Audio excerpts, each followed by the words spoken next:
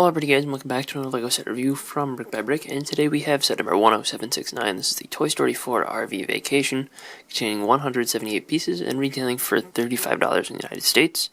This set was released as part of the Toy Story 4 Wave, being the second largest set, and it is a 4 Plus set, because all of them are 4 Plus sets. So, I'm not expecting too much for the build, but the figures in this one were particularly good, and I needed to have it.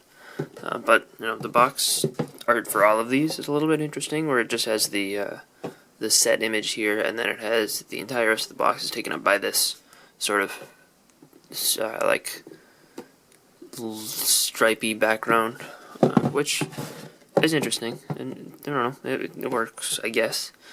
And here's the back of the box. Like all 4 Plus boxes, it kind of shows you all the elements of the set, kind of spread out.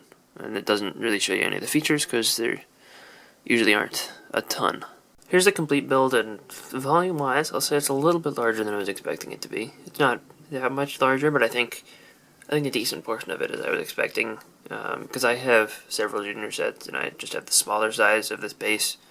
And I mean, I know that it's kind of unreasonable to fit an RV on it, but I don't know if that's what my brain was thinking, because the RV is a little bit more sizable than I was expecting, which is good. That being said, the RV build is still kind of meh. I mean, it's fine for a junior set, but that's kind of it. You do have some nice accessories on the open window. It almost looks like an ice cream truck sort of build here. I don't know, but it's nice to get a croissant. And the front of the RV, look, this section looks pretty good. I like the print here, that's fine. Obviously, maybe could use a little bit more of a build here instead of just relying on that one print, but the print is a nice thing to get. The other side here has this is a good print, this RV print on that 4x4 or 1x4x4 brick. And the window can open up. You know, it looks fine. You have the awning here, which that's important to get in there, I think. I don't know if yellow is the right color. I thought it was blue. Maybe it was yellow. I don't know. But the back of the RV is fine. It's got this little ladder, which I guess you could fold up if you wanted to. But you can use this ladder to climb up to the roof, obviously. And in this section of the roof is where there'll just be some storage. And they give you these 2 accessories to store up there: a camera and a skateboard in lime green. Which, you know, both of those are decent accessories, and I don't know how common a green skateboard is, so it's nice to get another one. And this almost acts as another step to get you up to where you can grab the ladder, and the ladder actually does kind of work from that perspective, from a minifigure's point of view. Obviously, Jessie shouldn't be the same size as the RV, which we'll get to in just a second, but inside there's a little bit of detail. There's a driver's seat, which for the sake of demonstration, I'll show you that Jessie can fit in there, and looks fine. You know, a person can drive this. It does use one of those 1x2 by 1 brick high curved slope pieces in red, which this is a part that is relatively new, and I don't think I own any of it. Maybe I do, but it's a nice piece to get here. Just a single part to highlight from here. And there's a sink and a toilet, because apparently the entire interior of this RV is a bathroom, and if you want to actually sleep, you're going to go up here to the little bed, which surprisingly Jessie can actually fit in. And you can just close that up if you want to lock your figure in bed prison. The rest of the build here sort of makes up the grand basin, like, campground area, and this sign is a super simple build. But I like the use of this big support piece in brown. That's a good print up there, and that looks like it does in the movie, so that's good. This is probably the best at movie accuracy that you're going to get in this set. And this print actually gets pretty close to the border, so it really doesn't cut off. I would have liked to see a 1x4 tile in medium blue, just to cap that off. I think that, I mean, it would have looked better from the front, but I don't know. Maybe they didn't do it because of the sides. But there's also a little tree branch down there, and then you have, these are just a regular common in junior sets print, but it just creates a little bit of a gate, which you could drive your RV through pretty easily, and you can close it up manually. and you know that's good. Get your RV into the campsite, and then over here we just have a little bit of a rental cabin or something, which this isn't something that we see in the movie, so you know, kind of whatever. The sign is definitely in the movie, but this almost looks more like one of the rest stops that you see briefly towards the beginning of the movie. But I mean, it's kind of whatever. It adds a nice little bit of scenery. It looks pretty good. I like the grill here, getting a hot dog piece. That's always cool. And we do get a nice little seat that is made of a tree stump, which uses one of these 2x2 round tile prints, which is nice to get. The little house in the background has no interior. It's just a flat wall, and there's a little table with a cup and a dark green apple, which is a less common color of apple, and just a lamp and a tree, and that's really it. It uses one of those junior bases in lime green, which kind of looks a little bit jarring when all the stuff around it is regular green. So I don't know if they could have either made this in bright green or this in bright green and kind of take it one step away from the greens, or they could have made it all match the same color. I don't know, either option would have worked, but this doesn't bother me too much because it is just a side built in the junior set.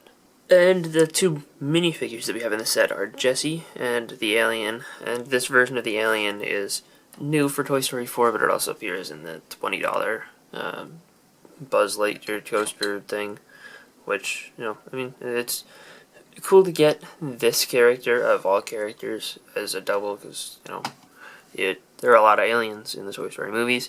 This one's actually new because the head has pupils in the eyes, which, compared to all other previous versions, here's just the most recent for the Disney CMFs, it had just black dots for the pupils, which I think either works fine. I don't think either is particularly better than the other, but it is a nice thing to update.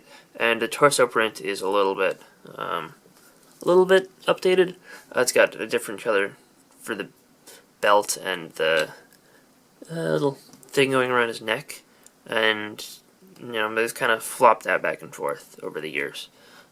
But he unfortunately does not have printing on his legs like the CMF version, which would have been nice to get. Jessie is new. She's got a regular minifigure head this time, as well as a new hat piece. And her torso and legs are really well done. They did a great job printing the white on there, and the legs are dual molded, so I think that is an improvement over the original. And back printing on both is pretty good, and I like both of Jessie's facial expressions. And her headgear piece has just a peg hole that allows you to put an existing Friends bow piece in, which actually works pretty well, and it definitely helps get in that little bit of color. The bow might be a little bit too big, but it doesn't bother me too much. There's also a little bit of printing around the rim of her hat to get the white band in, but there is no printing for the stitching, which I think is fine because the stitching printing on the old ones sort of rubbed off a little bit easy. And then we have Forky, and this is probably the biggest draw to the set for me. Forky is a great character in Toy Story 4, and you know, this mold is really well done. It scales sort of decently to a minifigure. Nah, it's definitely way too big, but I don't know. Maybe it isn't way too big. It should probably go up to like their hips maybe, but you know, he scales a little bit off with the Toy Story sets anyway, and this is definitely the best size that they could have done it in. His bottom section splits into two, so it looks like he has 2 feet, but it really just fits onto one stud, and the arms are well done there. It looks like they're printed on and not dual molded, just because there's a little bit of feathering in the printing at the top on the front, and the face is really good design. It would be cool to get more Forkies with different facial expressions in the future, but this is really cool to get, and definitely good shaping. He can also be held in the hand of a minifigure, just like so. And final character in the set is Rex, and he's done the same way he was in the original Toy Story sets, which is nice to see that they brought it back, which, I mean, I can't imagine a better way to portray him in Lego, so it's good. They actually updated him just slightly, but none of the molds. The molds are all the same, and he's just got the legs that can move back and forth, and you got the tail, which you can rotate if you want to, and that's just attached with Technic pin and an axle actually in the back and his arms are molded into the body, and they move up and down, and the arms are rubbery, so they won't break off, and his head is molded really well. He has 2 studs on the back, and the update part is the eye section. They printed the little eyebrow area on him. Before, it was just printed 2 eyes up there and call it quits there. There's also some good printing going down his belly, and I think that's pretty much the same. It might be slightly updated with the positions of the lines, but I didn't compare it closely because, you know, it looks the same. But this is the significant difference up here. Overall, I like this set. I think it was less disappointing of a build than the Carnival set, which I was actually most excited for that one going into the buying Toy Story 4 sets. But this one, I think my opinion has changed quite a bit. I still don't love the RV, but it's better than I had thought. It obviously doesn't scale well with the figures, because seeing as like Bonnie's parents should be driving this, and Rex should be able to fit in the back, he really can't fit in the RV at all. He could sort of stand up there, but that's kind of the best you could do. But, you know, it's for having these as a background display and using the figures just up front, I think that works fine. I do think that it would have been nice if there was some sort of way you could represent Bonnie and her parents and then the toys at different scales. But I think that for collectability of these figures and for, you know, play, I think that kids will be able to figure out ways to have fun with this. But, you know, for adult collectors, the RV is fine for city stuff, just not really great in this Toy Story context.